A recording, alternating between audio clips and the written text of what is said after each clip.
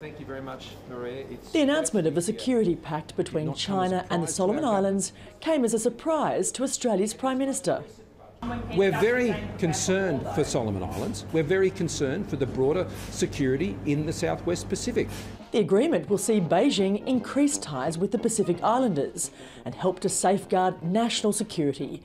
The Australian government warns the pact threatens regional stability and allows China to expand militarily in the Pacific.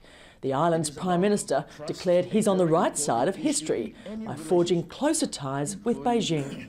We are being treated as kindergarten students, walking around with Colt 45s in our hands, and therefore we need to be supervised, Mrs. Speaker. We are insulted. The ongoing fallout over the pact has dominated the election campaign, with recriminations on both sides. The coalition government has vowed to increase funding for aid and economic development to reassure island nations of Australian support. The opposition says it will establish a stronger diplomatic network to resist China's expansion. The region is changing very quickly around us, and what we're seeing is perhaps that Australian policy is a bit slow to catch up to it.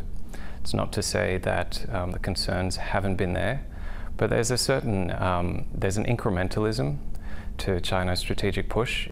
Australia and the United States fear the pact could see China establish a naval base less than 2,000 kilometres from the Australian coast. A former senior colonel in China's People's Liberation Army says that's alarmist. I think it is inappropriate and irresponsible for the head of a nation to describe the legitimate operation of the two sovereign states as crossing the red line. He's not entitled to say that. A delegation from China, including the Foreign Minister, is expected to visit Honiara as early as next week. If the tour goes ahead, it will coincide with high-level Quad talks between Australia, Japan, India and the United States in Tokyo.